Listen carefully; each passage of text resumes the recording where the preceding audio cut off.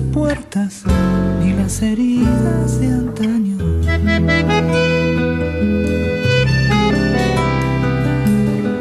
Fantasma viejo y roído, capullo de los rosarios, cuando se postran las sombras detrás del abecedario. Si lapidando al poeta se cree matar la memoria, ¿qué más le queda a esta tierra que va perdiendo su historia? Camino al sol que hace las sombras de todo igual, si al estrujar el viento contra un pecho labriego ya no hay heridas que marquen los brazos de un hombre entero, ni hay canciones que apañen lo que no guarda en el pecho.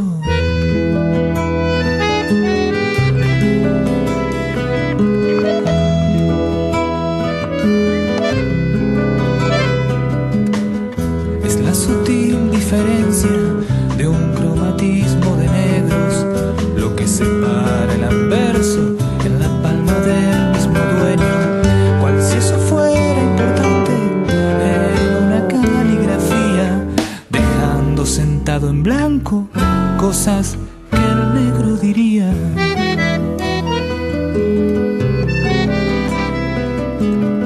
Suerte menguar las ideas, pues que se frena la clara con dos monedas de cobre cubriéndome la mirada, cargando arancas los hombros van, se quedando los años, no se han cerrado las puertas ni las heridas de antaño. Camino al sol que hace las sombras de todo igual, si al estrujar el viento contra un pecho labriego ya no hay heridas que marquen los brazos de un hombre entero, ni hay canciones que apañen lo que no guarda en el pecho. Boa tarde a todos, eu sou Kátia Filipinho, coordenadora do Memorial da Resistência. Sejam muito bem-vindos. Em nome dos nossos diretores, da nossa equipe, agradecemos a presença de vocês e agradecemos imensamente a presença da Estela, do cônsul, da secretária de Justiça Heloísa e do Maurice Politi, que vai ser o coordenador desse debate. O Maurice vai poder falar, apresentar as pessoas e vai falar para vocês também como que vai se desenrolar a nossa programação hoje. Enfim, então sejam bem-vindos e que tenhamos todos um bom proveito dessa tarde. Muito obrigada.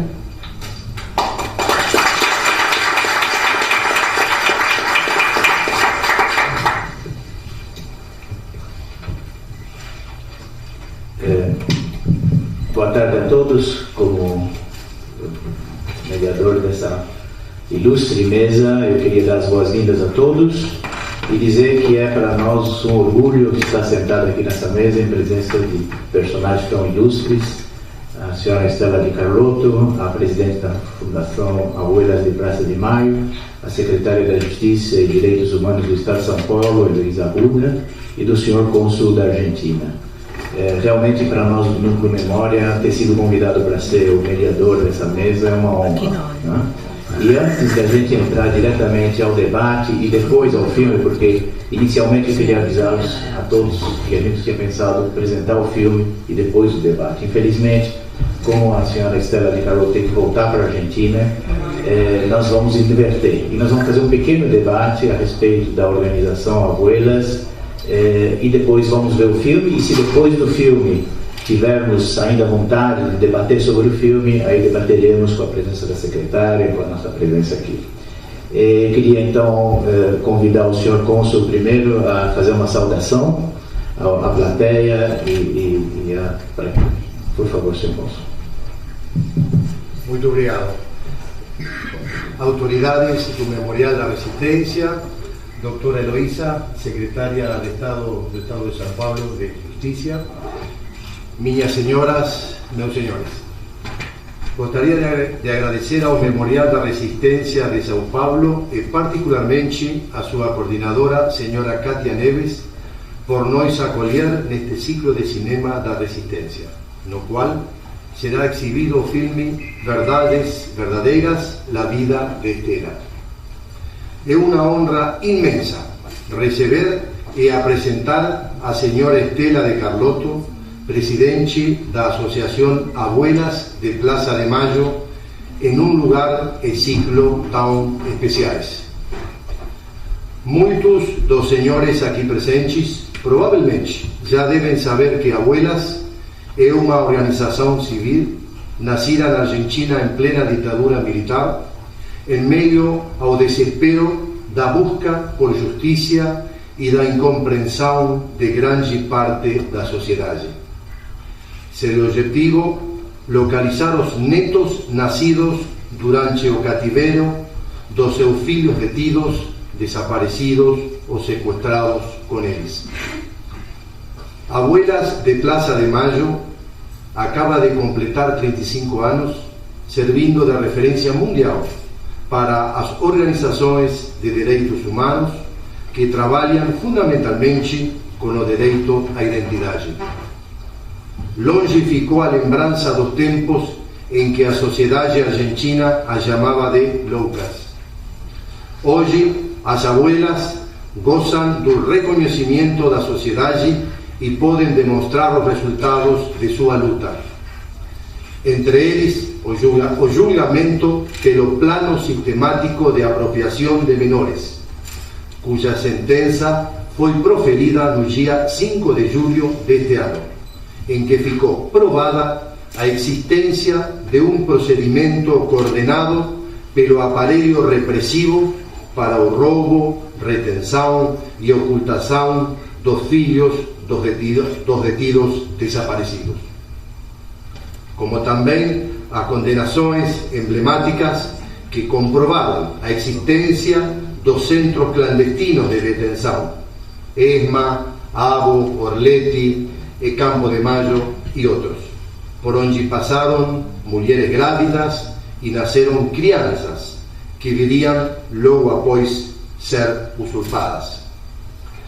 Entretanto, além dessas conquistas que significaram um avanço fundamental em matéria de direitos humanos para a República Argentina, a conquista mais importante, objetivo permanente a se perseguir, a de que se encontrem todas as crianças usurpadas na época, foi a recuperação de 106 netos, mulheres e homens, cidadãos argentinos que recuperaram sua identidade. Estela, é uma honra, é um prazer recebê-la hoje em São Paulo.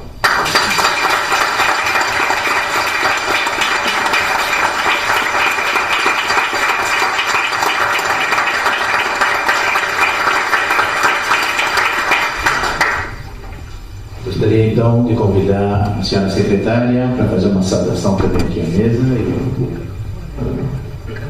Boa tarde a todos e a todas.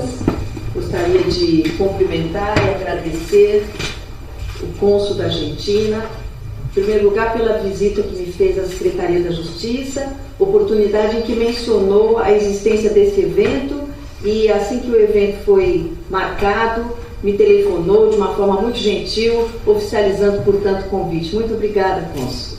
Gostaria de cumprimentar a Maurice, que coordenará os debates, a Kátia, que é a coordenadora aqui do Memorial da Resistência, e cumprimentar emocionada a senhora Estela, que compõe essa organização tão importante para o resguardo da memória, uma memória que não é só da Argentina, mas uma memória do mundo, uma memória de resistência das avós da Praça de Maio.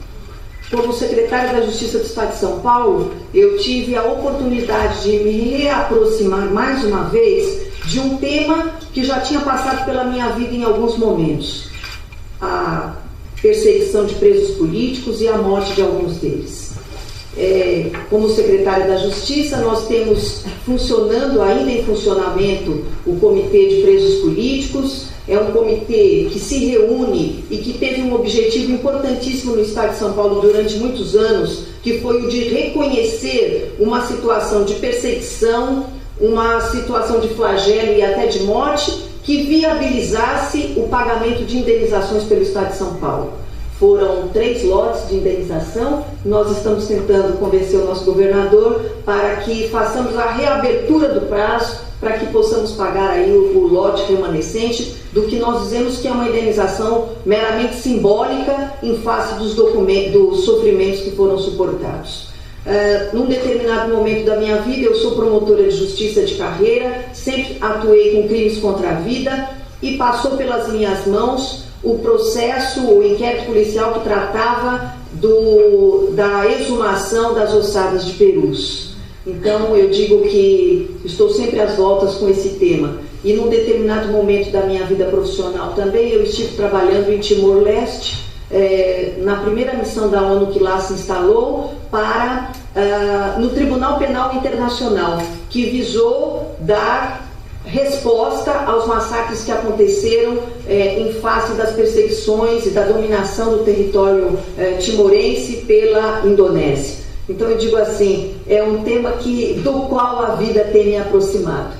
É sempre algo que me emociona muito, e na visita que eu tive a satisfação de fazer com acompanhamento gentil da Kátia há alguns meses atrás e do Marcelo, que hoje é o nosso secretário da Cultura, eu fiquei absolutamente emocionada e não pude conter as lágrimas quando, ouvindo os áudios, eu ouvi o relato de pessoas que hoje estão comigo, que são próximas de mim, porque continuam se reunindo ali na Secretaria da Justiça. Identificando as vozes, eu não conhecia muitas das histórias e as lágrimas me brotaram. Fiz questão de trazer recentemente o meu filho, que é primeiro analista de Direito, com a turma da PUC, não é? Para que viesse conhecer esse espaço. Eu acho que isso deveria ser uma visita regular de todos os alunos de Direito da PUC, é isso que eu vou propor que aconteça. Então, é uma satisfação...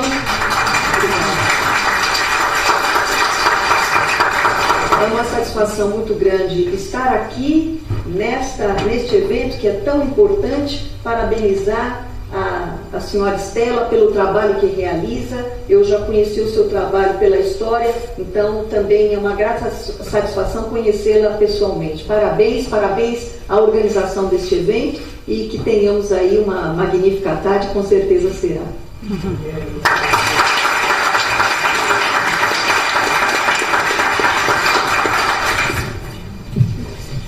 Pois, pegando as palavras da senhora secretária, queria dizer-lhe que temos muito orgulho de que este Memorial da Resistência é o 6º museu mais visitado da cidade de São Paulo.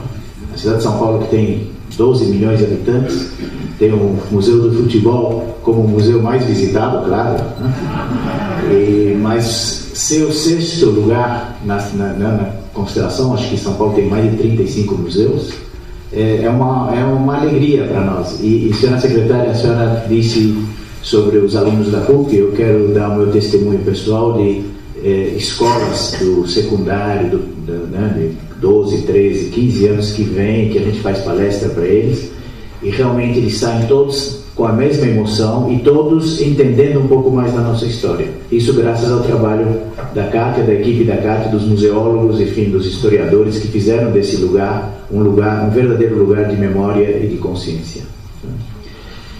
Para introduzir a nossa visitante mais ilustre, acho que a mais ilustre que tivemos no Memorial da Resistência esse ano, eu queria pedir a ela que nos contasse um pouco do trabalho da entidade Abuelas de Plaza de Maio, já que o filme é um filme muito emocionante, muito bom sobre a vida da Estela, mas ele não fala muito do trabalho atual das Abuelas. E existe um vídeo de 1 minuto, que é uma espécie de não é propaganda, mas é um relatório de 1 minuto sobre uma coisa que existe na Argentina e que foi pioneira, e que se chama em espanhol o DNA da abuelidade, né? Coisa que nem os cientistas sabiam o que eram. Foi graças ao trabalho dessas senhoras loucas da Praça de Maio, né? Conseguimos. Então eu vou pedir, antes de passar a palavra a ela, para que nos honre com a sua palestra, que nós vejamos, André, um minuto esse vídeo, porque vai dar para todos vocês uma ideia do que realmente é essa entidade.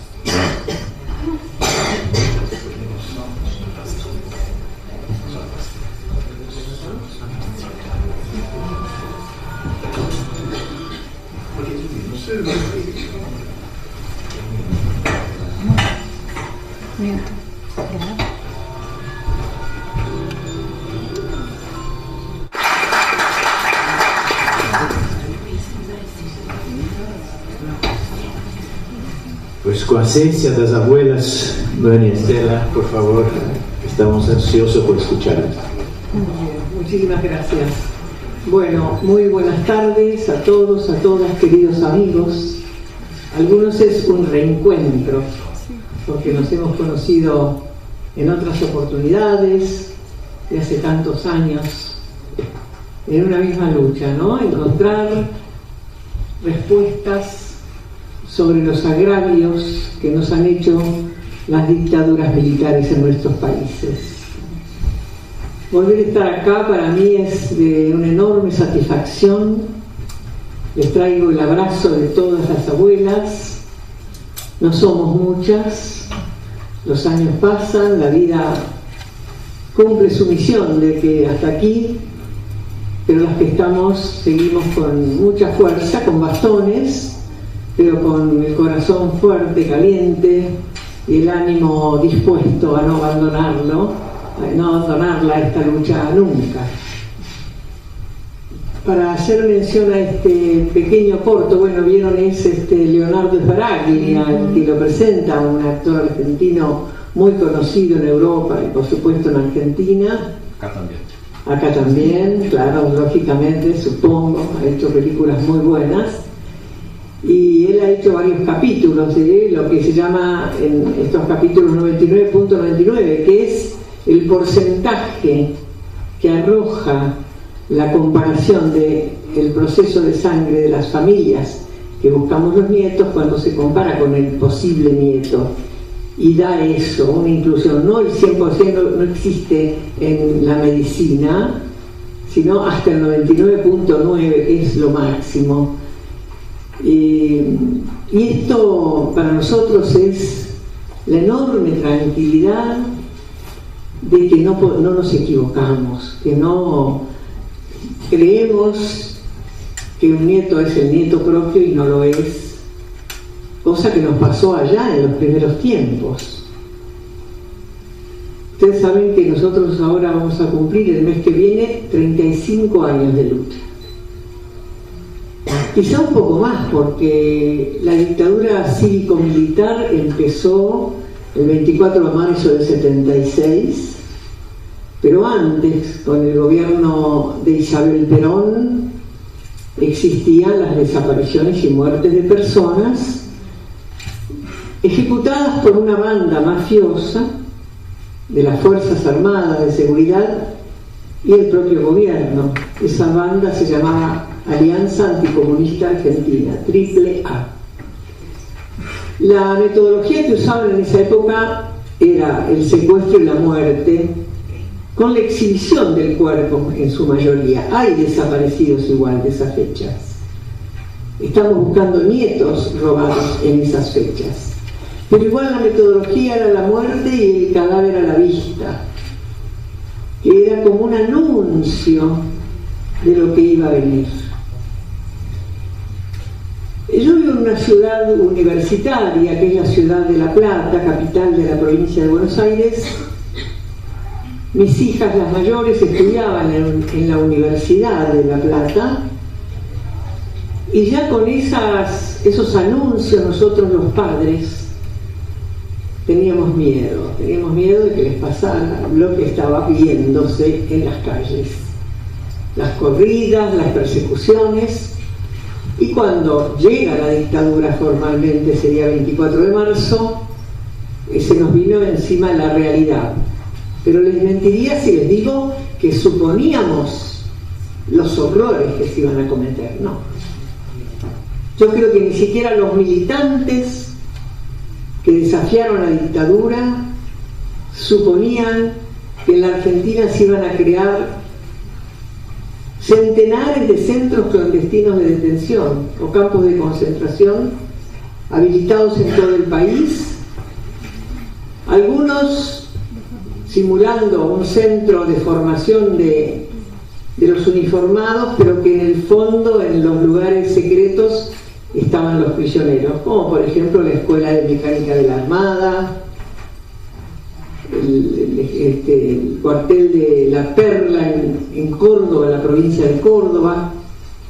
En otros casos había pequeños espacios de la policía de la provincia donde había prisioneros, se los torturaba, se los asesinaba, y ahí funcionaba la policía como si nada.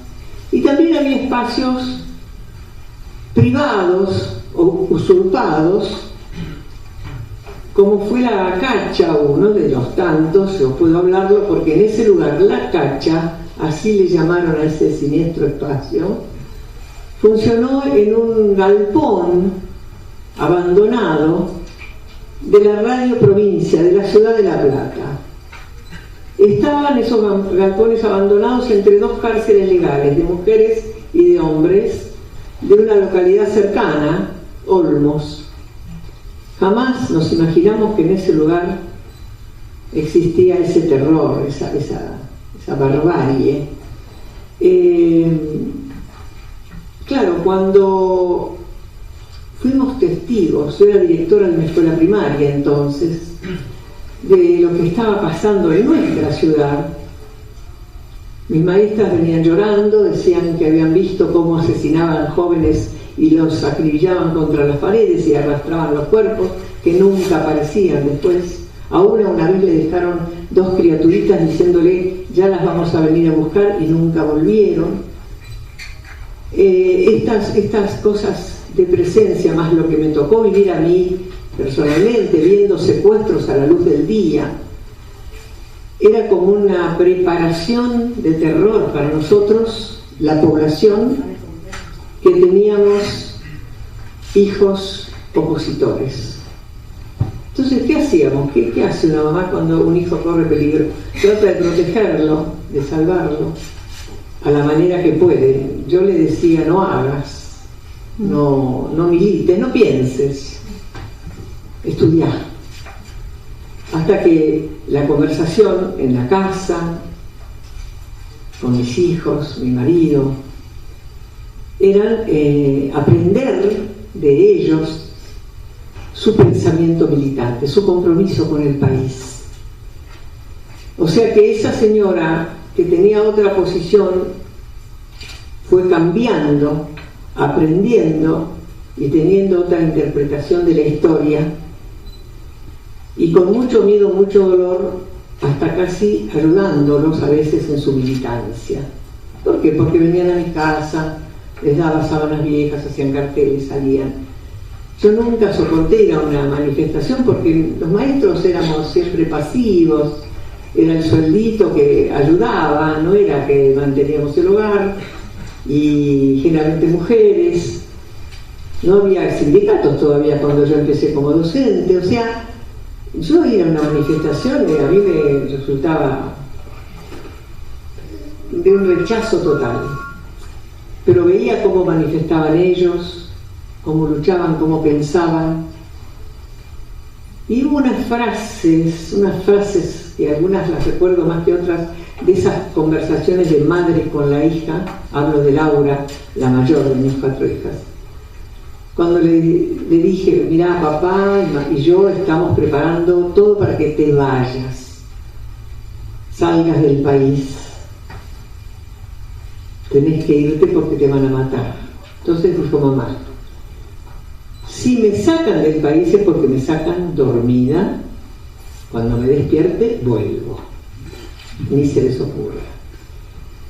Por otro lado, nadie quiere morir, todos nosotros tenemos un proyecto de vida.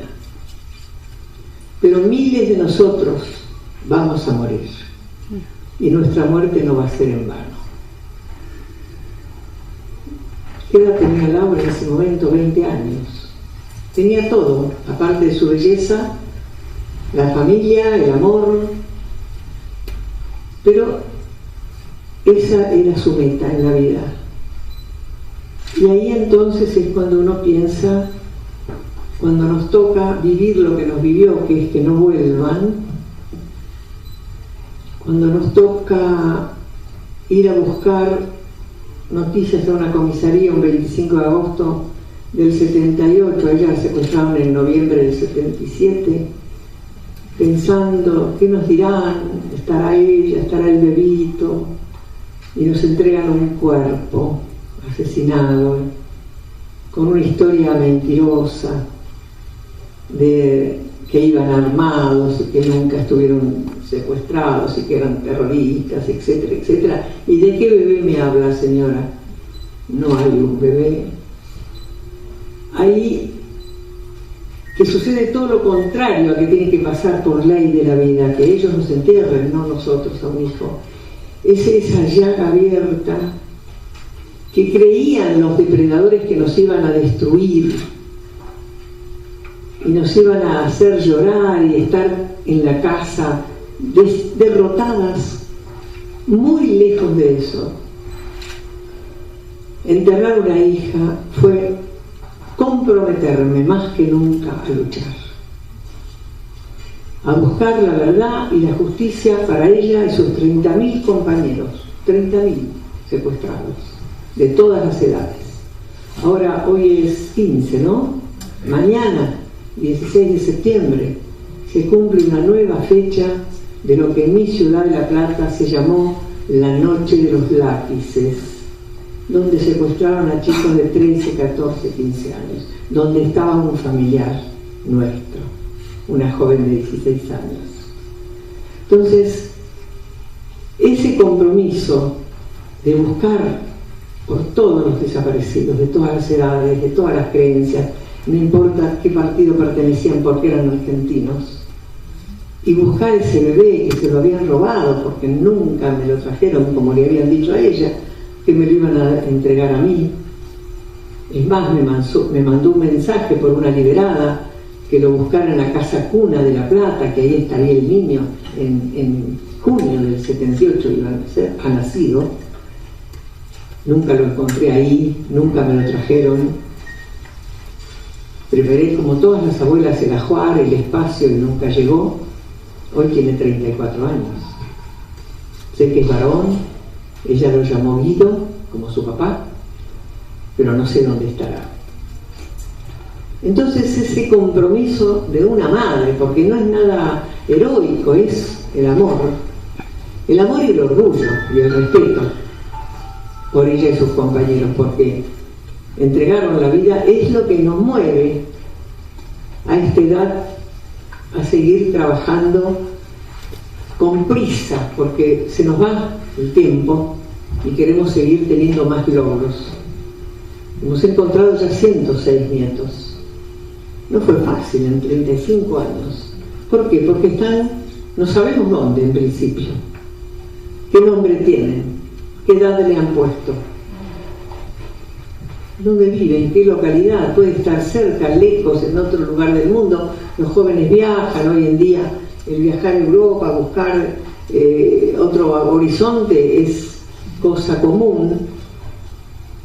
Y estos encuentros cuestan mucho tiempo, y lo hacemos de una manera tal, porque podríamos ganarle al tiempo, pero negociando, como nos proponen los ladrones. Bueno, si nos perdonan, les decimos dónde están sus nietos. Nosotros no somos quienes para perdonar.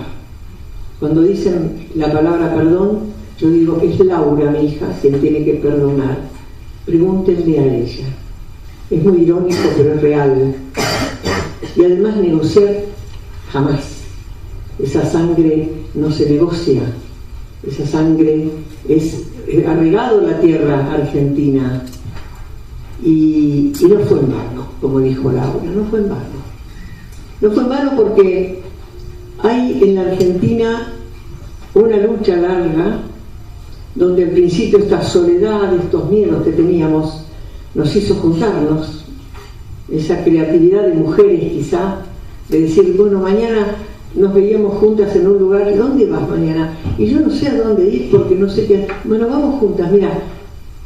Y ahí al día siguiente éramos 3 y yo me junté ya con un grupito más o menos formal cuando desapareció Laura, cuando quise buscarla y en soledad hice disparates porque hablé con gente que más que ayudar entregaba gente, como el obispo de la ciudad de La Plata. La Iglesia Argentina tiene una responsabilidad que todavía no ha saldado porque no hemos escuchado por parte de la Iglesia, no digo el perdido el perdón, sino decir qué podemos hacer por ustedes, porque seguramente, y no lo dicen, ¿no?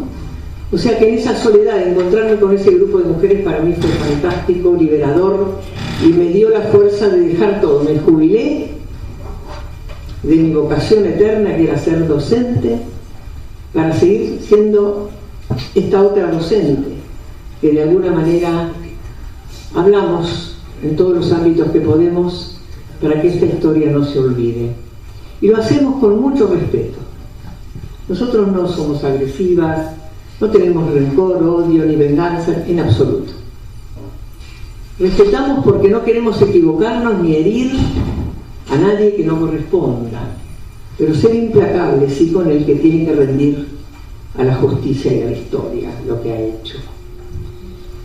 Hemos tenido mucha paciencia y mucha creatividad.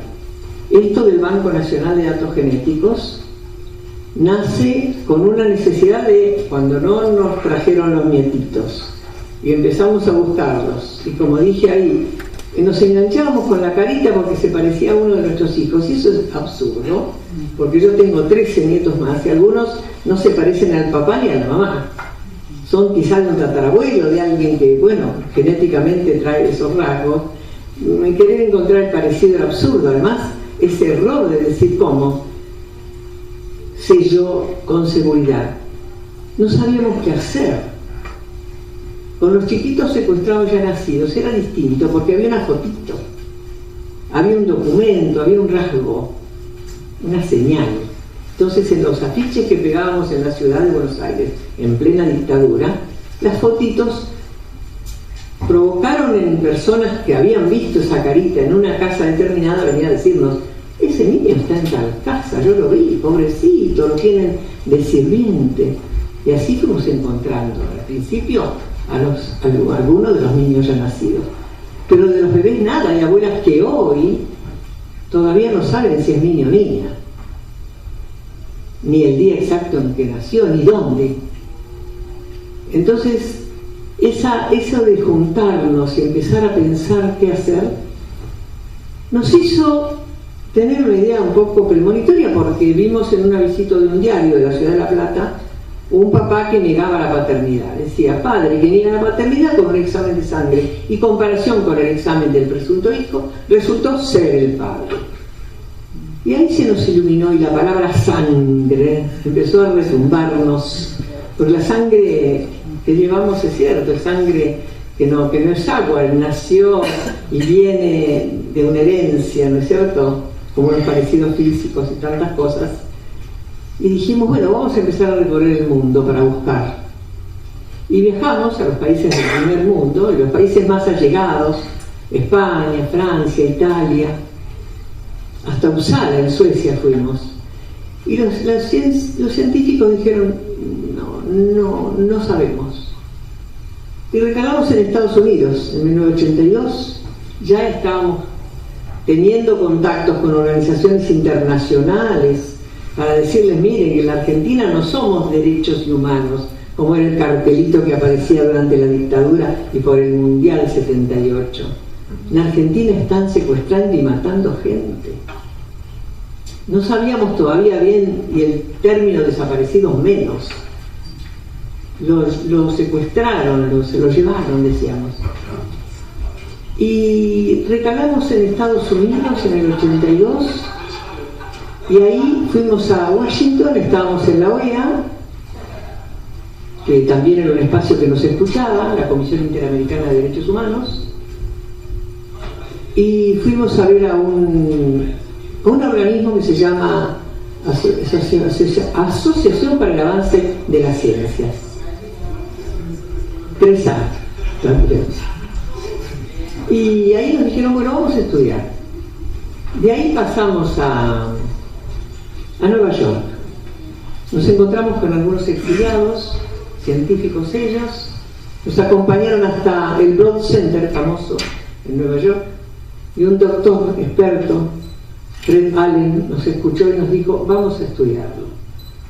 1983, seminario internacional en Nueva York, científicos de Francia, de Italia, de otros países y de los países de Norteamérica, Canadá, etc., hicieron un simposio, un congreso muy importante, donde llegaron a la conclusión de que sí, usando la sangre de la familia materna del niño y de la familia paterna, se podía comparar con el proceso de la sangre del presunto nieto.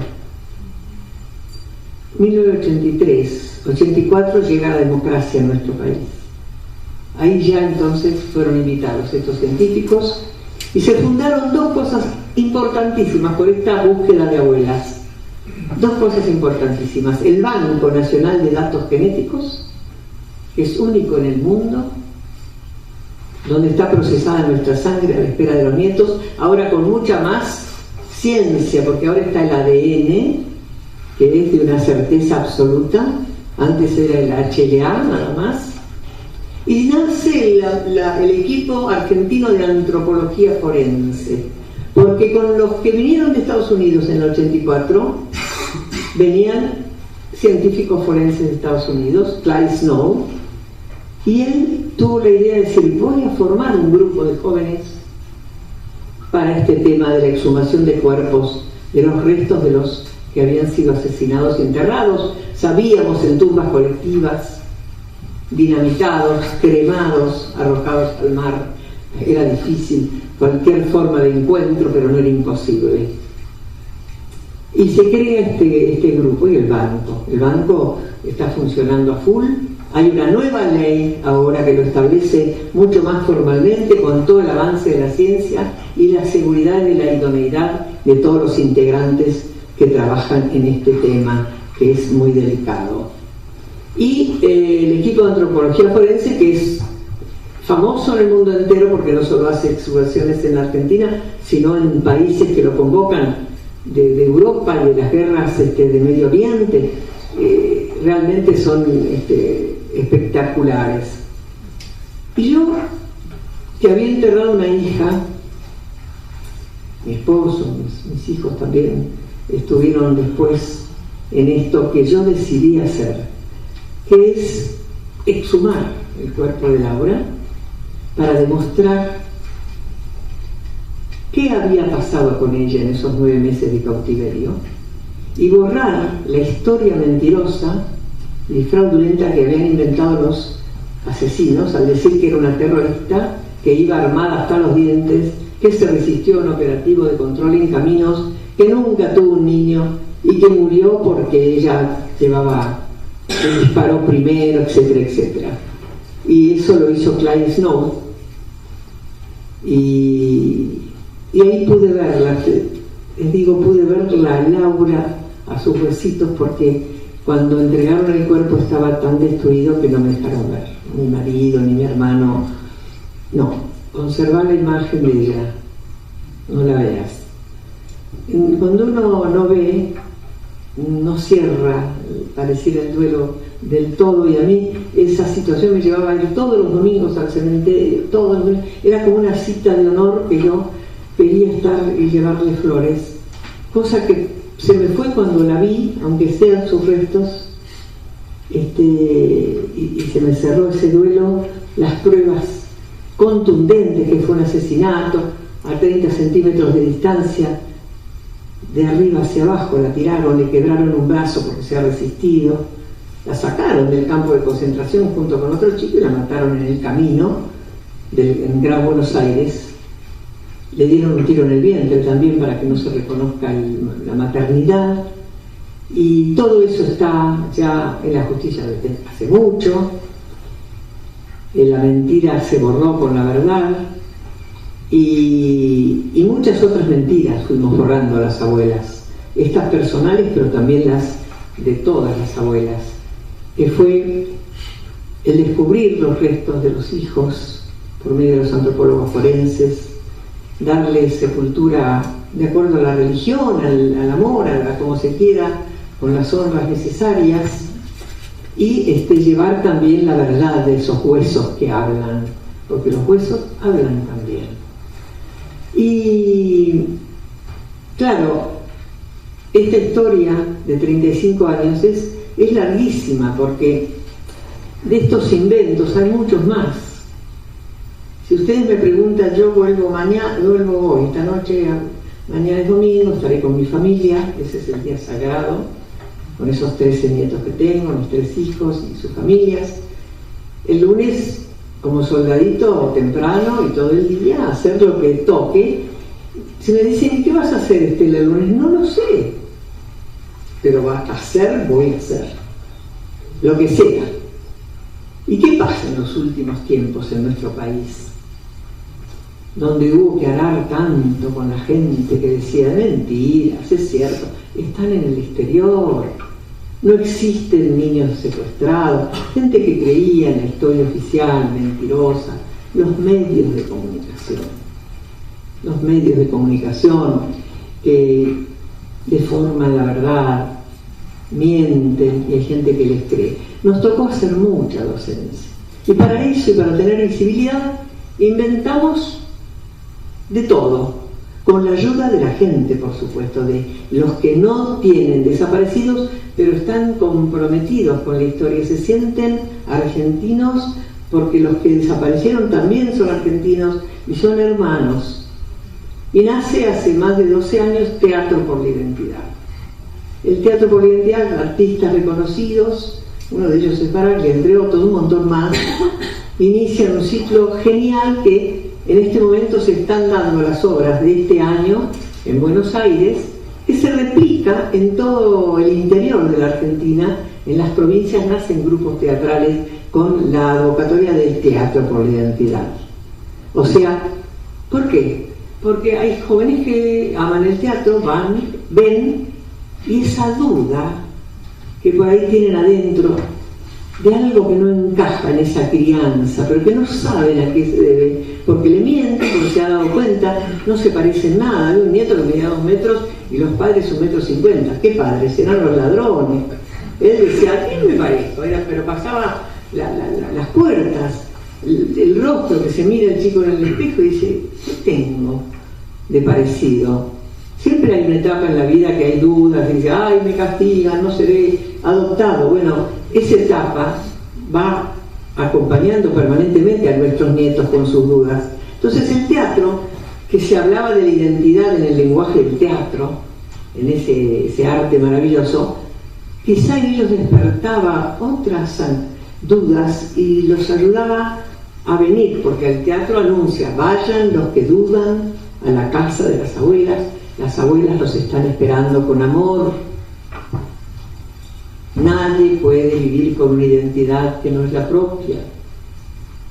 Y ayudaba a que vinieran y venían y vienen chicos todos los días, cada vez mayores, buscando saber si son los nietos buscados por nosotros.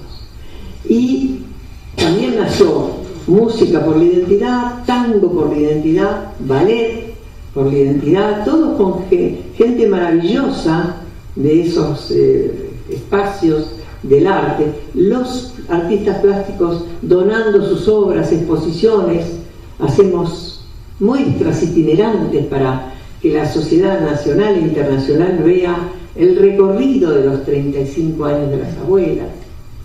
Y trasciende las fronteras, tenemos ya estos mismos espacios en países de Europa. Y acompañamos también a otros países en que también han pasado por circunstancias de dictaduras. Porque recordemos que la dictadura en Argentina es simultánea a muchas dictaduras de Latinoamérica, la de Chile, la de Paraguay, la de Uruguay, Brasil, muchas, Guatemala, El Salvador. Y allá por el año 82 nació una agrupación que los nuclea a las organizaciones de familiares de desaparecidos, que se llama FEDEFAM, la Federación Latinoamericana de Familiares Desaparecidos y Detenidos, que todavía existe y que gracias a su trabajo, que es el nuestro, porque las abuelas somos fundadoras, se ha conseguido ahora, hace poquísimo, una convención internacional para la protección de la desaparición forzada de personas. O sea que los países que han firmado y los países que son de Naciones Unidas están obligados a respetar la vida del otro, del diferente político, y si viola eso, secuestrando gente, será juzgado y condenado por estas instancias internacionales. Hay países que no lo firmaron y siempre son los que no quieren que los controlemos, aunque ellos nos controlan. Felizmente esto queda ya para la historia, queda como un aporte. Las abuelas también hemos aportado 3 artículos que se llaman argentinos en la Convención Internacional por el Derecho de los Niños, el 7, el 8 y el 11, que es inherente a la identidad. Y bueno, vamos inventando, vamos creando, vamos multiplicándonos. Y ya no es solamente la Plaza de Mayo, ese lugar simbólico donde la ronda y el pañuelo blanco, es la plaza del mundo ahora. Porque caramba, si hemos globalizado todo, la internet llega a todos los hogares, lo que pasa en un país ofende a todos los países del mundo. Esto es universal. Lo que pasó en Argentina ofende a todos. Se pierde un niño en Europa y lo buscan todos los europeos. En Argentina tenemos todavía 400 nietos para buscar. Y entonces necesitamos que nos ayuden a encontrarlos. ¿De qué manera? Y bueno, el que sabe algo, por pequeño que sea, vamos a suponer que vivía en un barrio y al lado un policía un día trajo un bebito a la señora que nunca había estado embarazada. Y entonces, sospechosamente, lo anotaron como hijo propio, le mintieron, y si el dato que nos trae nos sirve, es para encontrar otro nieto. Si no, a lo mejor no, puede ser de otro origen esa criatura, que las hubo, pero mientras tanto se esclarece la situación, pero nunca esa familia y ese chico y adulto se va a dar cuenta que las abuelas estamos buscando saber, porque nuestro trabajo es silencioso, invisible, por ese respeto. Ahora, cuando ya hay certeza, tenemos un equipo, de los tantos equipos que tenemos, porque de aquellas mujercitas solas, hoy la organización de abuelas es casi burocrática, diría, porque hay equipos de todas las disciplinas, de abogados, de genetistas, de investigadores, de presentaciones espontáneas, prensa y difusión, etcétera, etcétera. Bueno, tenemos un equipo de aproximación, le llamamos, jóvenes, nuestros expertos, a veces algún nieto restituido, se acercan al domicilio del presunto nieto para decirle que hay una información en la abuela que dice que él podría ser uno de los nietos buscados. Y la respuesta puede ser negativa, que cierre la puerta de un portazo, o que diga, bueno, voy a ir. Si cierra la puerta de un portazo varias veces, ya ese caso se presenta en la justicia. Y la justicia es la que lo convoca, ahí sí va a tener que ir. Si es adulto sabe que tiene obligaciones, y el juez lo va a iniciar en lo que podría ser sus derechos a saber y sus obligaciones, porque la prueba del delito la lleva en su sangre. Entonces una muestrita de sangre. Y bueno, después viene la otra, si es el que acepte conocer la familia. A veces dice, no quiero. Además esa señora yo no la conozco. La abuela dice, te voy a tener paciencia, te voy a esperar. Le ayudamos a la abuela que no llore, espera. Bueno, hay abuelas que han esperado 8 años que el nieto le diga abuela. Pero llegó el momento que le dijo abuela. Otros, en cambio, de repente, del mismo día que supieron, Las dejamos hablando con la abuela, con la familia, y de rato abro la puerta y la nieta estaba sentada en la falda de la abuela. Y no la conocía, no la había visto nunca, pero ¿qué pasa? Lo que deja mamá en esa bebito que lleva en su panza son voces, son cantos, son recuerdos, son latidos que se llevan impresos, entonces salen cuando se encuentran con esos latidos, esas voces, esas canciones, que es su familia. Entonces, ese acto, les puedo asegurar, del encuentro de un nieto, para las abuelas es el mayor premio. Es como una resurrección. Es como esa fotito chiquita ahí de un bebé, de golpe verlo hombre adelante de uno. Y decir, estaba, lo encontramos, es libre. Y tenemos muchos nietos trabajando con nosotros. Ya hemos incorporado por primera vez, porque era una asociación de mujeres, ya 2 hombres. Un secretario que ha encontrado a su hijo, ya van a ver en la película, que es ficción por supuesto, pero es así, y a un nieto recuperado que está con nosotros. No obstante, ahora, para salir al mundo o al mismo país, somos pocas, nos acompañan los nietos.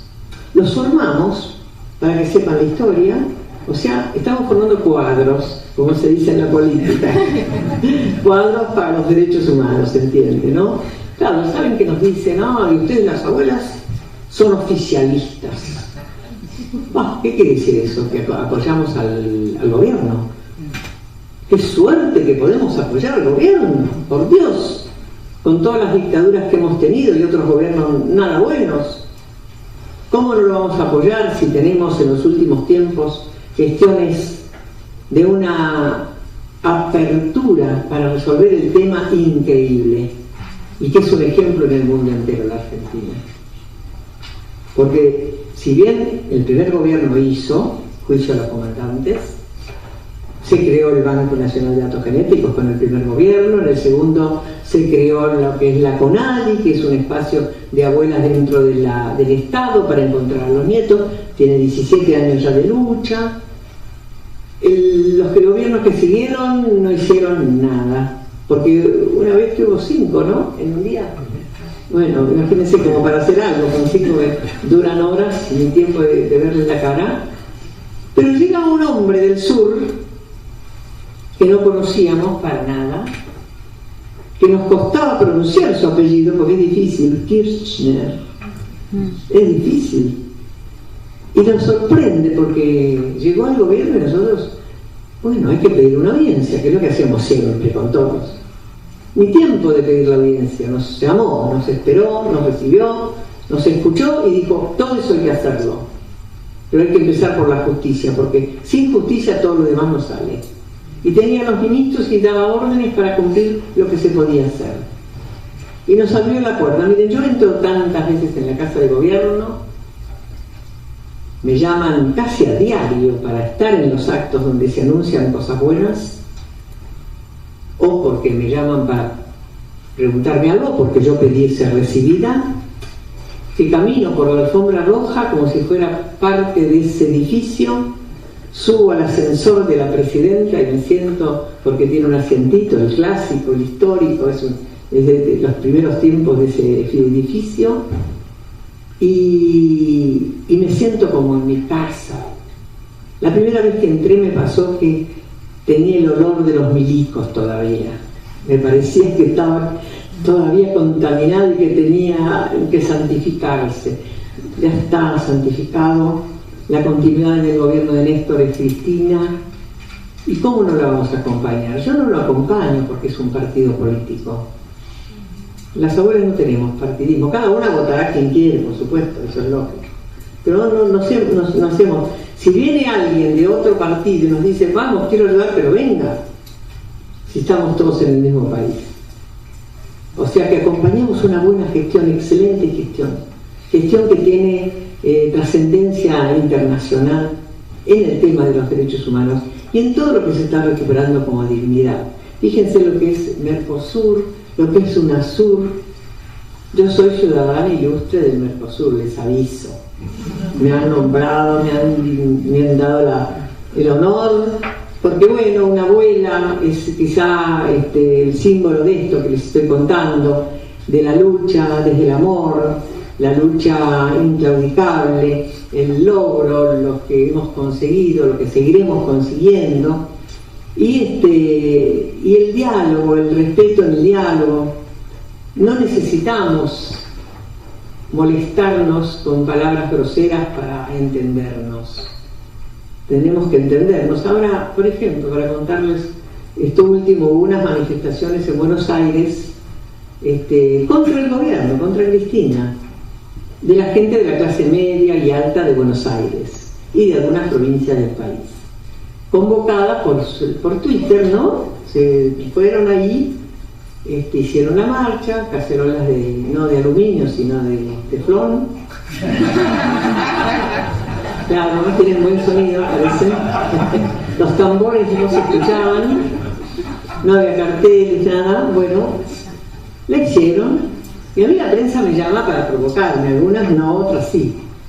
Y yo me parece bien que lo hayan hecho, si hay democracia, todos tenemos derecho, la Constitución lo marca, el derecho a peticionar. Lo han hecho con respeto, estaban todos muy bien vestiditos, eso no le gustó al periodista. Me dice, ¿qué quiere decir con eso? Y no, porque a la plaza no va la gente bien vestida, va la que necesita trabajar, comer, un techo, va el que está muerto de hambre. Esos estaban bien vestiditos. Bueno, hacen bien en ir, pero lo que no deben ser groseros ni insultantes con una persona que tiene la facultad que le dio el pueblo. Si quieren que se vaya Cristina, esperen hasta el 15 y voten por el que más les guste. Pero ahora es la que preside. Respeten. Y en vez de llevar esa presencia muda, sin ningún tipo de oferta, porque yo hasta ahora no sé para qué fueron, por el dólar fueron, porque está comprimida la venta, fueron por la inseguridad, que es cierto, estamos todos queriendo que no pasen cosas. ¿Por qué no piden una audiencia y llevan propuestas de ese sector de oposición? A ver, nosotros la oposición queremos esto. A ver, juntémonos. Así que yo con este discurso de Santa María, de Santa Estela, le pegó reto a la mala intención al periodista. Se quedó mudo y yo, bueno, perdí el tiempo, pero lo publicaron igual. Y hay que romperles entonces esa cosa mala que tiene la prensa, que publica lo que no debe y miente y no publica lo que debe y que es bueno, ¿no? Y estamos viviendo esos tiempos, estamos viviendo tiempos muy buenos. Y yo creo que el hecho de compartir hoy con ustedes esta charla es justamente decirles esto. Lo que me pasó acá también nos duele a nosotros. Lo tenemos que resolver entre todos nosotros. Recetas no hay. Yo no les puedo decir, mire, mañana hagan esto, pues si yo le digo que yo mañana no sé qué hacer, pero hay que hacer. Juntarse, colaborar. El gobierno no es enemigo, está elegido por el pueblo, entonces diálogo con el Estado.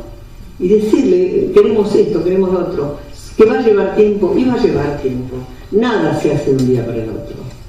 Pero lo que tenemos que asegurar es para las futuras generaciones, los jóvenes de hoy, que sepan que esto pasó en nuestros países, que lo vivan como propio y que nos ayuden ellos a saber la verdad y tener justicia y salvar a los niños del futuro de que esto vuelva a pasar. Todo lo que se tapa o se pone bajo la alfombra y se corre el riesgo de que se repita, y eso es una frase que es realidad. Entonces hay que evitarlo, ponernos juntos, ¿no? Decir, escuchémonos entre nosotros, avancemos entre nosotros. Y esa es la dinámica de abuelas. Abuelas trabaja en grupos. A ver, Estela, cuando hablan mucho de Estela, a mí me da mucho pudor y me da mucha vergüenza y preferiría no escucharlo, porque es primero que dicen, ay, como si fuéramos, no, somos mujeres. A ver, ¿a qué mamá que les aparece un hijo no lo sabe buscar? Y si tiene que correr riesgo, los corre y dar la vida la da. Entonces no somos ni distintas a ninguna mujer del mundo.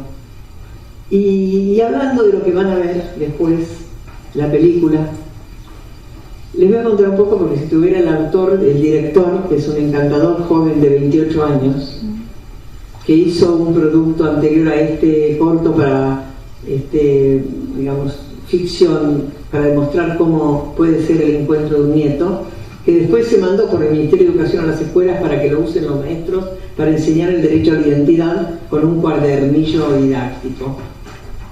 Él quiso hacer la historia de mi vida en película y yo me negué. No, mi vida no, yo soy igual a todas. Entonces, para desilusionarlo de esa imagen de diosa, le digo: mirá, yo barro la vereda, me pongo ruleros, ando en chancletas, no sabía qué más decirle, y a veces ni soy la señora coqueta, porque estoy descansando. No, por años tardó pacientemente en entrevistas, recabar información, ver a mis hijos, tener la historia, buscó una buena guionista. Cuando todo eso fue la oferta nuevamente y yo ya me di por vencida. Dije, bueno, la película a mí me parece que es una contribución más a entender el tema. Si en vez de Estela le ponen Juana, María, es igual. Porque todas las madres y abuelas que han visto han dicho: uy, eso me pasó a mí. Entonces el nombre Estela hay que borrarlo y hay que pensar que eso nos pasó a todas las familias argentinas, que tuvimos que afrontar algo impensado y resolverlo en familia, cuidando el resto de los hijos y además formando otra familia que es Abuelas de Plaza de Mayo en el caso nuestro. También nacieron las madres, los familiares, después nacieron los hijos, los hermanos. Hay muchas organizaciones activas y que nacen en la Argentina. Entonces es una película que está recorriendo el mundo, estaba siendo premiada también. Yo acabo de venir hace unos días atrás, hace poquito, de Oslo, Noruega, donde se dio la película, y después París, donde en la UNESCO también se dio la película. Y se quedó, por eso no está acá, el director en España, porque se está dando, está en competencia, porque bueno, hay premios, hay distinciones, hay reconocimientos, que es todo muy bueno. Yo creo que vale la pena meterse en el tema para compartirlo. Y para despedirme les quiero decir que para mí estar acá hoy con ustedes, yo le tengo que agradecer al señor cónsul muchísimo, porque el empeño fue que nos encontramos un ratito en el aeropuerto y dijo que quería hacer esto que estamos haciendo hoy acá, o sea que el empeño lo tuvo. Cuando yo veo que son jóvenes de la edad de él, son generacionales a nuestros hijos, o sea que un poco esta dirigencia que está ahora en la Argentina, entre ellos el señor cónsul, es parte de esa historia que sobrevivió, de los sobrevivientes. Entonces ponen sus sueños a la realidad y se cumplen. Por supuesto, a ustedes, yo ya estuve acá, recorrí los espacios. Lo que pasa es que a veces tengo mala memoria porque viajo tanto y me mareo y no sé al final dónde estoy. Lo único que sé cuando llego a mi casa, que es mi casa, por suerte, hasta ahora, ¿no? Espero que, como dicen, el alemán, como le llaman, no me visite para ahora. Por supuesto, a la señora que es la autoridad con la que ustedes tienen que seguir el diálogo, que el hecho de estar acá ya significa mucho, piénsenlo. Yo ya en otras oportunidades he compartido mesas también con autoridades de los derechos humanos de acá de San Pablo, para que encontremos todos el camino de esta búsqueda que no debe parar, que no nos pare nadie, porque si no nos pudieron parar antes, no nos van a poder parar ahora, y que sepan que si éramos 10, vamos a ser 20, y de los 20, 30, y si nos querían matar, como decía, creo que el Che Guevara, nos sembraron, y somos más. Así que muchísimas gracias.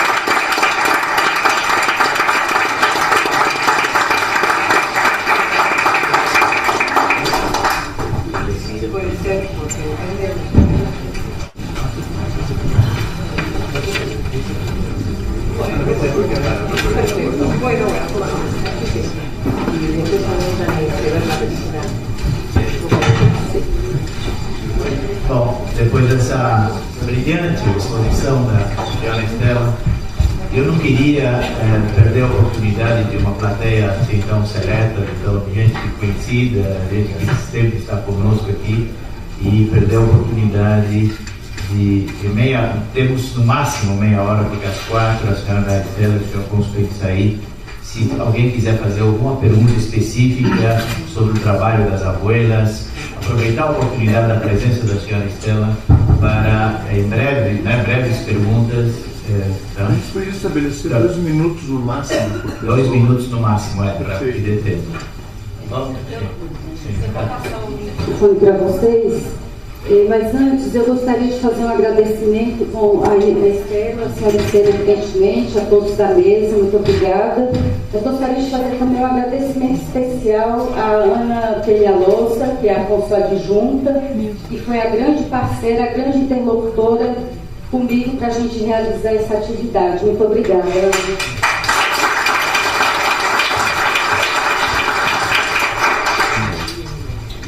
Bom, é um prazer estar novamente com a senhora, e pelo fato de trabalhar com crianças em situação de rua, Niños de la Calle, eu não entendia o conceito da identidade.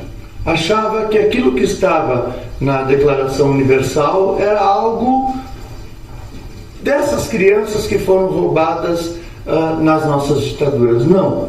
Eu estive ontem com um menino de 16 anos que está louco para conhecer a mãe dele, que dizem que vive aqui em Santos, mas que ele não sabe onde essa mulher está. Ela tinha 17 anos quando teve, o pai conseguiu na justiça a guarda desse menino, e esse menino não sabe quem é essa mãe. Tem o nome, mas nunca viu. E assim, nós temos muitas crianças em situação de rua na cidade de São Paulo, que vivem sem saber do que se desesperam, sem saber daquilo que sofrem. Nossas mulheres presas têm seus filhos encarceradas, e quando saem do presídio não têm ideia de onde essas crianças estão. Então essas questões que vocês levantam por conta de uma ditadura, no auge da nossa democracia, elas continuam acontecendo. Em cenários de miséria, em cenários de sem condição alguma, no caso das nossas crianças e adolescentes, que sequer sabem daquilo que sofrem, sabem que não são amados por esses pais, sabem que não amam esses pais. E aí a gente, quando tem questionado essas questões, claro que não com eles, mas nas nossas equipes técnicas, possibilitando outras formas de abordar essas formas de desencontro familiar. Muito obrigado pela possibilidade desse encontro.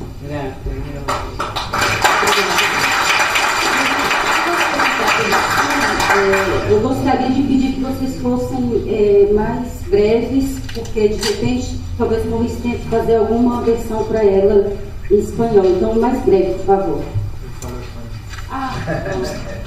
Hola Estela, yo soy Pablo Juliano, corresponsal de la agencia ANSA aquí en São Paulo, y la pregunta es un poco más de actualidad, pero que tiene que ver con todo lo que se habló aquí.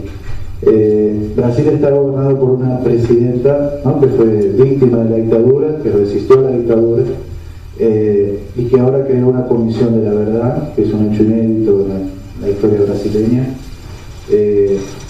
pero a diferencia de la Argentina, Brasil tiene primero muchísima menos prensa el tema de los derechos humanos aquí, y también quería saber que en Brasil no existe la posibilidad de juzgar a los que cometieron los crímenes, ¿no?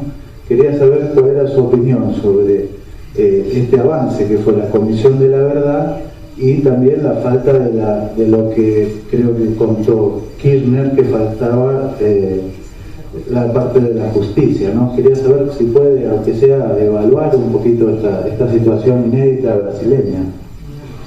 Bueno, yo he venido muchas veces a Brasil.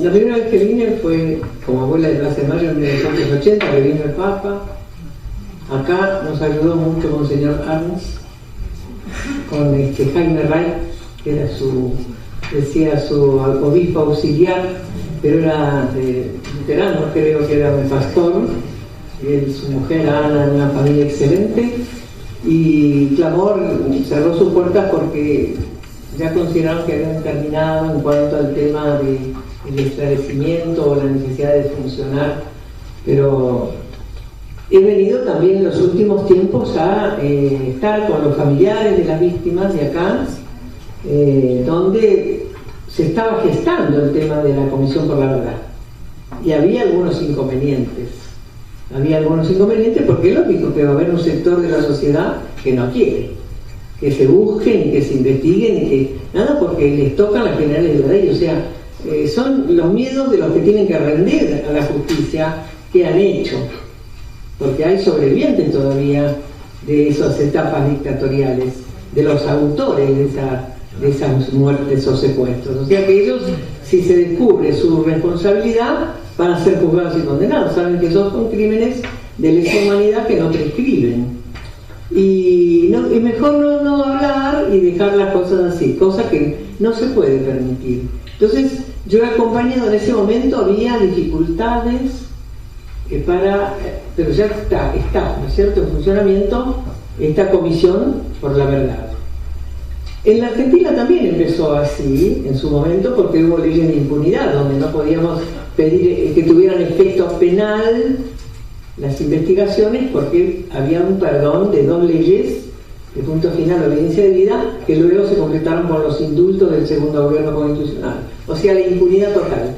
Pero nosotros como ciudadanos no aflojamos nunca de pedir que se declaren inconstitucionales esas leyes, que las declaró Kirchner, y de además seguir recabando información en lo que se formó como CONADEP, que era la Comisión Nacional por la Desaparición de Personas del Estado. Pasó a achicarse, fue una dirección y así, pero la fuimos levantando como país, a los gobiernos les fuimos pidiendo la consolidación de esa búsqueda de verdad, cosa que cuando llegó la etapa de la posibilidad de justicia, teníamos un bagaje de información muy importante, que es la que nos ha permitido a nosotros ahora, en poco tiempo, porque empezamos en el 96, pero se tardó una barbaridad en reconocer que hubo un plan sistemático de robo de bebés. Decían que no había habido un plan, decíamos hubo un plan, lo demostramos, y en un corto tiempo la justicia dictaminó, aceptó y condenó a Videla a 50 años de prisión, cosa inédita. O sea, yo digo que es ir arando, ir haciendo, ¿no? Yo siempre hablo de todas las abuelas haciendo una movilización social, no solamente los familiares de las víctimas de estas dictaduras del Brasil, sino el acompañamiento social, qué sé yo, en una escuela hay un grupo de...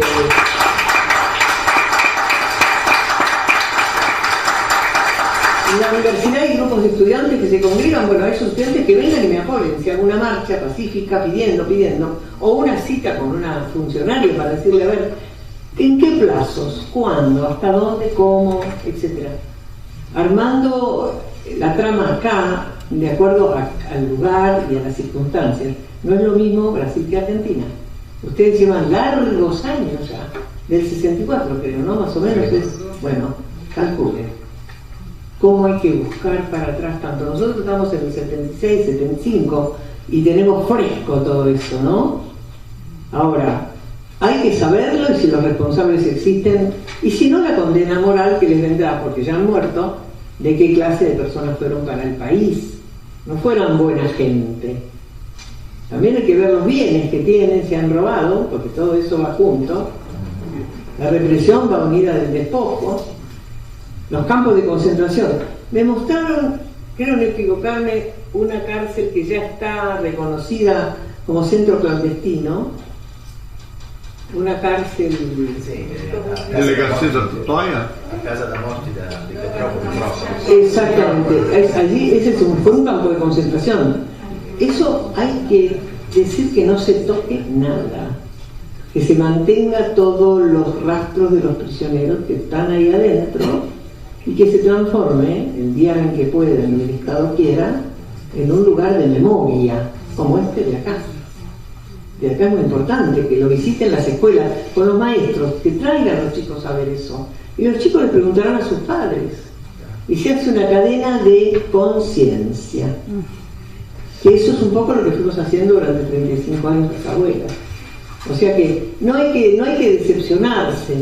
Yo recuerdo la reunión que tuve acá, una de las compañeras, no sé si estará hoy acá, que es familiar de un desaparecido por la dictadura de acá de Brasil, le dijo a la que había venido en nombre de la ministra, una funcionaria, pero sí, pero ustedes ahora, pero ¿cuándo? Nosotros no lo vamos a ver.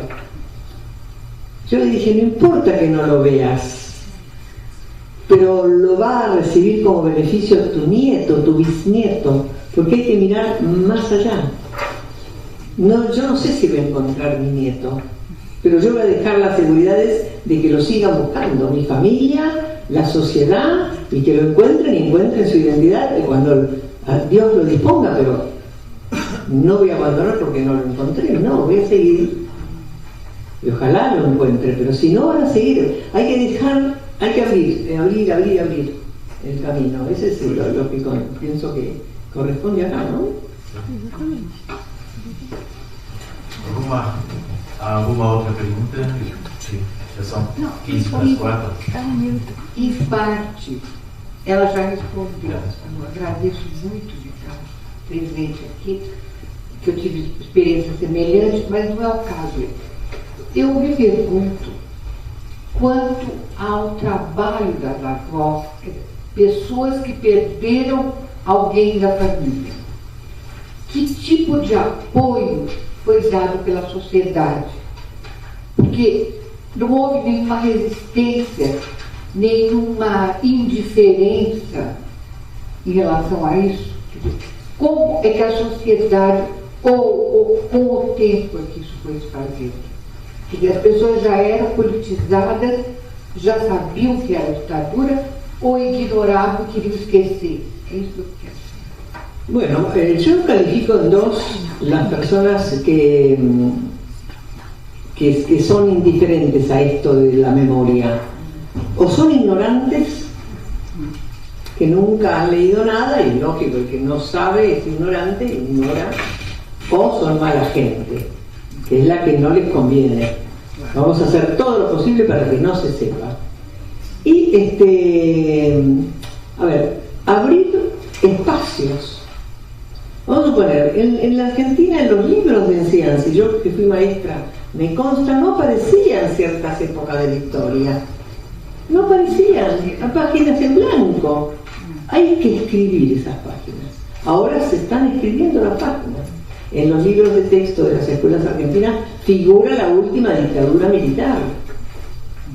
Llevar la convocatoria a los ministros, diferentes ministros del poder político, para que convoquen, por ejemplo, si en tal fábrica, vamos a un ministro de industria, en tales fábricas desaparecieron obreros, vayan a esa fábrica, ríndanle homenaje, pongan una placa, y los chicos, obreros nuevos, van a preguntar quién era fulano, y le van a contar que es la transmisión de la historia.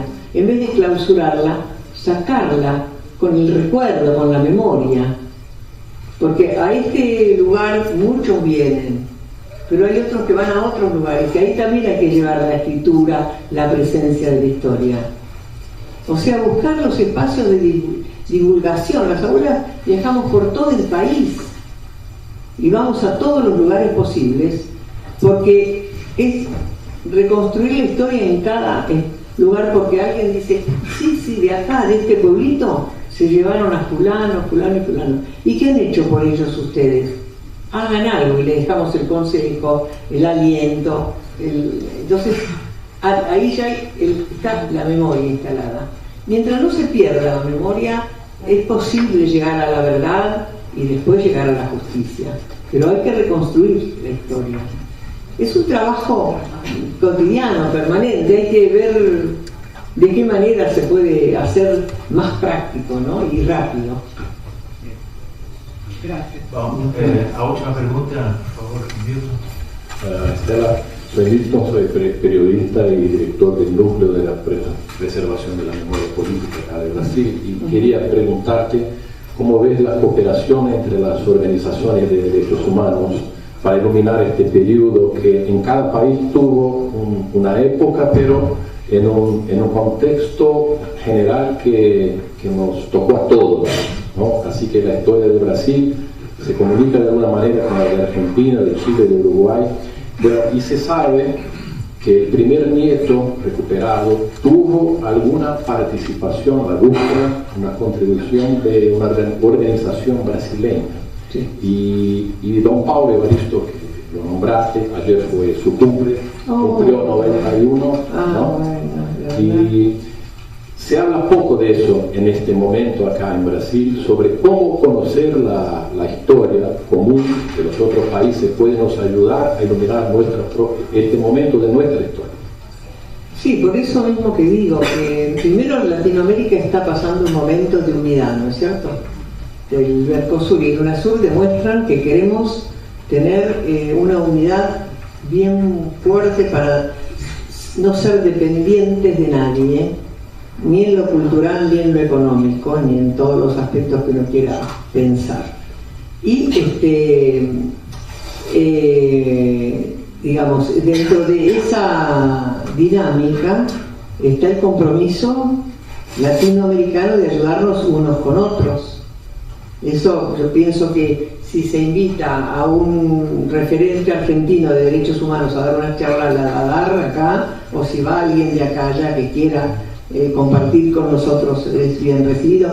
Los tiempos son más rápidos porque, bueno, con un avión no está rápido, o con una internet, todo eso se comunica, se responde. Crear vínculos de comunicación entre nosotros.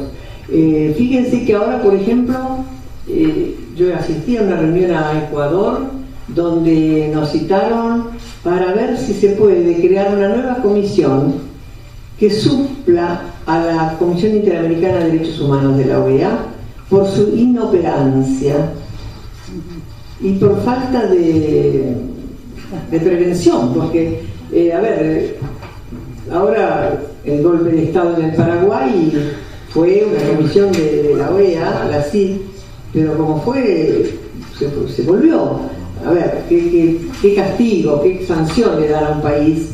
Y se quiere crear en Ecuador, la idea es de Correa, el presidente, de que los latinoamericanos formemos, sin despreciar a la OEA, ni mucho menos, algo propio, algo nuestro, algo que tenga, que cubra las necesidades nuestras, no que vengan las órdenes del norte. Porque no tenemos que olvidar, y eso es así, yo lo aprendí, lo digo porque lo aprendí, no porque lo sabía, que las dictaduras en Latinoamérica vinieron por una doctrina de la seguridad nacional que nace en el Pentágono. Entonces, si nosotros nos liberamos de ese dominio extranjero, vamos a hacer las cosas bien entre nosotros y dándonos las manos unos a otros. Hasta ahora hay unos cuantos países que tienen gobiernos progresistas, gobiernos que apuntan a esto, como Dilma acá, como Cristina allá, como Chávez, Evo Morales, Pepe Mujica. Bien, tenemos espacios buenos que hay que fortalecer. Siempre en paz, nadie quiere violencia ni nada. O sea, mecanismos existen. Lo que hay que hacer es movilizarse. Por favor, ¿quién mantiene a la organización Madre de Plaza de Mayo y Abuela?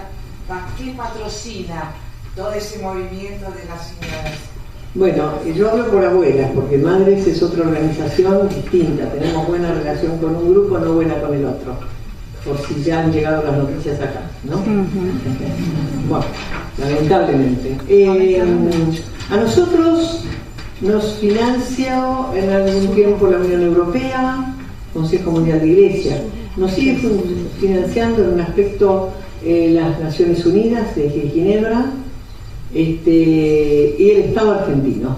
Dentro del proyecto económico del año estamos con una subvención ya estatal fija desde el Estado argentino. que por ahí si no es suficiente, por lo que fuere, pueden aumentarla, darnos un poco más de dinero. Y a veces recibimos donaciones esporádicas, gente que cobra subsidios, que cobra alguna indemnización y quiere donarla como un hijo que le ganó un juicio a Macera, un asesino pero que ya murió, y donó todo a abuelas y nos permitió, es decir, ahora recibimos un premio el año pasado, hace justo un año, de la UNESCO, que también era dinero, o sea, pero seguro tenemos estos que yo les nombré.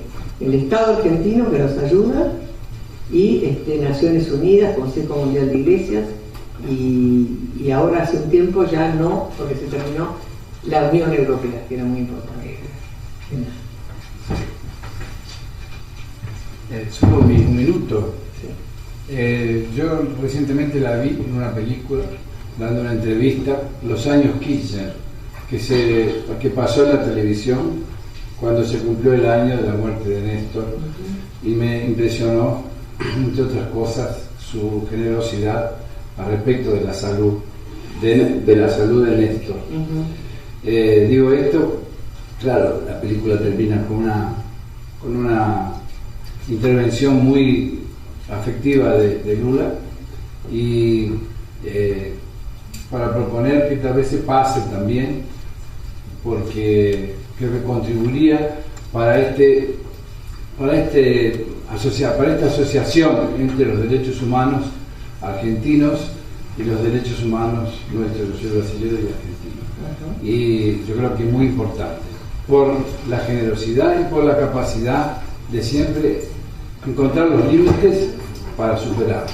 Bueno, sí. Yo no la he visto, sé que la hice, hago muchas cosas que me olvido, pero siempre que me dicen, ¿la querés? Digo sí. Me han sacado últimamente en una revista que me da vergüenza verme, porque es una revista que se llama La Garganta Poderosa, y entonces todos los que han sido entrevistados, León Gieco, bueno, no voy a acordar a quiénes más, un montón de personas muy importantes han tenido que abrir la boca.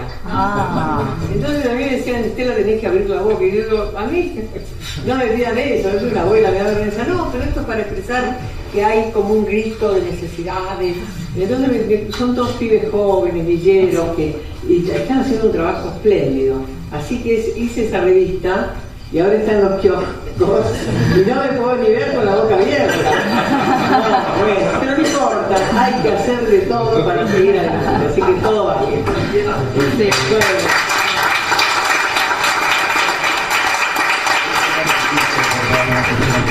La última pregunta, que ella la pedía hace mucho. Bueno.